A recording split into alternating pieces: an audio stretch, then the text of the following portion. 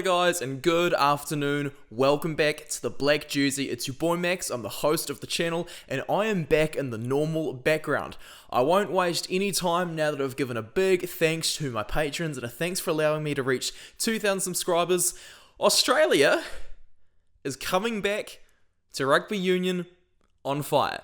You heard it straight from me, you didn't hear it from anybody else. Rugby union is making a comeback in Australia, as hard as it is to believe. In the Super rounds, things were a bit disappointing for us Kiwi fans. Me, myself over here, I expected an utter annihilation. And in the second round of Trans-Tasman games in Super Rugby Pacific, things were even more unusual than I predicted in the first place. I was over on Instagram, I was clowning on all the Aussie teams, I was saying they're going to get smashed, and in my Super Rugby tipping league, which I hope you guys are all a part of, I predicted the Chiefs to beat the Reds, I think it was, by 38 points this round. But no, this round did not go how it was supposed to in my opinion, so I said to myself, the minute I'm back home, I'm making a video on this topic, and so we're going to run through the data which showcases how the Australian teams have improved in Super Rugby, what they have done to improve, and I'm going to kind of talk about how this data has led them to get the results they thoroughly deserved after the Waratahs beat the Crusaders and the Brumbies beat the Hurricanes, whereas the Rebels were also able to get a victory over Moana Pacifica.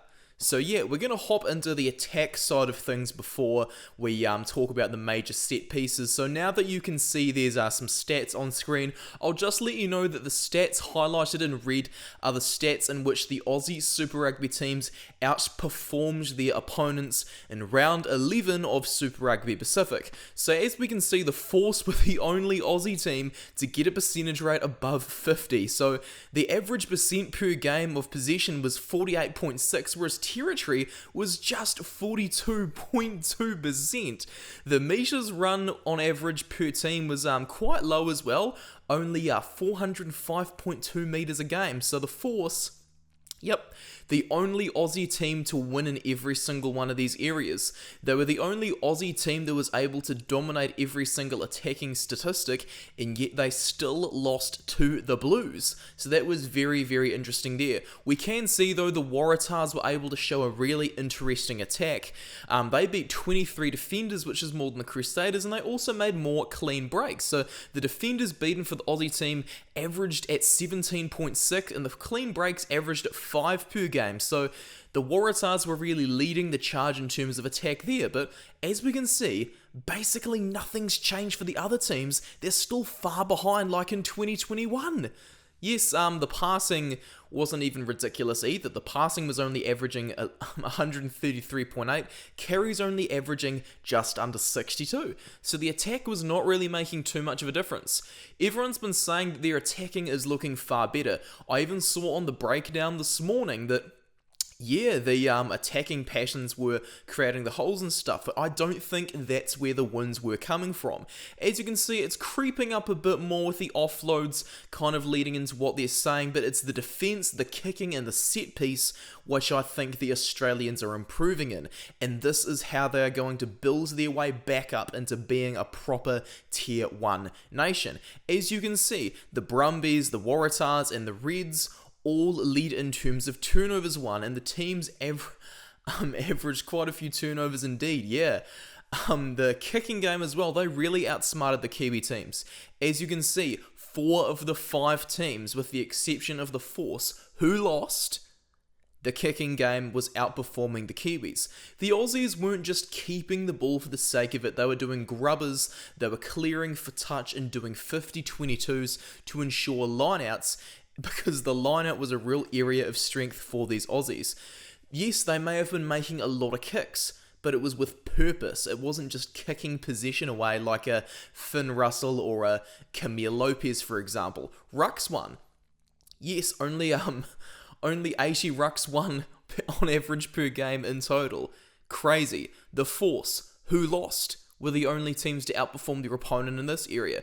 We then see the tackle percentages. The Brumbies and the Waratahs have had better tackle percentage than their opponents. The Brumbies and the Waratahs got the wins. The Rebels, as you can see, were quite dominant over Moana Pacifica in set pieces. That's what got them over the line, even though they lost pretty much everything else apart from the the clearing kicks and the goal percentage, which was even. Goal percentage, I won't talk about the kicking goals too much, as we know Noah Lolesio is possibly going to start for the Wallabies as Quade Cooper isn't fit, and we know he's not going to do too well there, so I won't go over that in ridiculous depth. But yeah, the tackle percentages. The teams who won had the best tackle completion in comparison to their opponents. We now go to the ruck percentages. Insanely high. The average Aussie team in round 11 of Super Rugby Pacific was able to win 95% of their rucks. And the fact that the Brumbies were the only team to outright outperform their opposition in this really tells you something, that a lot of the Brumbies youngsters are pretty much going to be the future of Australian rugby. Finally, the areas I've wanted to talk about all video. We are here in the lineout. The Reds were the only team who were outperformed by their opponent in the lineout. They only had 90% against the Chiefs. Whereas we look at the other teams, it's just a stream of red up until the stream stops at the Reds. The Brumbies, 100%. The Force, 100%. The lineouts is an area they are really dominating us in. In New Zealand, it is the tight 5 forwards who are the problem we need to fix. John Kerwin saying, get rid of all the Crusaders backs, fix the All Blacks, get more attacks. No, mate. It is the tight 5 forwards who need to be scrutinised. Look at the line-out percentages. That's saying all you need to know. Scrum percentages. So in every set piece apart from the scrum, which the Rebels beat Moana Pacifica in, yeah, it's not too good, it's not too flash. But the potential is there. There's the likes of Poni Fa'amausili who are still uncapped, so Australia could definitely get things going at the scrum time as well. The only terrible performances were the Brumbies and the Waratahs at scrum time, yet that didn't get them the win. Even though they were absolute rubbish at the scrum, they were still able to scrape through and win, because they conceded fewer penalties than their opponents. So who's the most likely player on a pitch to concede a penalty? It's a tight 5 forward. The Crusaders' red card, for example, which is included in the penalties, went to Hamish Dalzell. Yeah, not so good. The Aussies are getting penalised less than us. 3 of their 5 teams, as you can see, conceded fewer penalties, so they've averaged 13.4 penalties per team in round 11. Look, it may be a bit much to just judge the future of Australian rugby off 5 games of Super Rugby in a single round of the competition. But as we all know, the Super Rounds disappointed the Kiwi fans because it wasn't as high scoring as everyone, including myself, predicted. I made so much fun of these Australian teams over on Instagram, as you all know. I made crazy predictions, especially on my Chiefs fan page. And they all went completely pear-shaped because the Aussies have come out firing, and what I will agree with the breakdown on is that Dave Rennie can take a lot of credit for all this. He appears to be heading these teams towards a similar goal, having met with the head coaches of the Super Rugby clubs.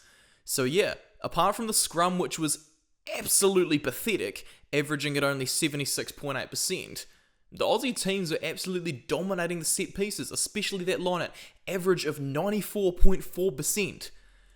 The Aussies have a lot of good tight 5 forwards nowadays. They never used to have that. In 2018, 2017, as far back as 2010, apart from the flare-up in 2015 where they made the World Cup final, basically the minute Stephen Moore and Sakopi Kepu came off, the Aussies were toast. Nowadays, they are building depth in that tight 5.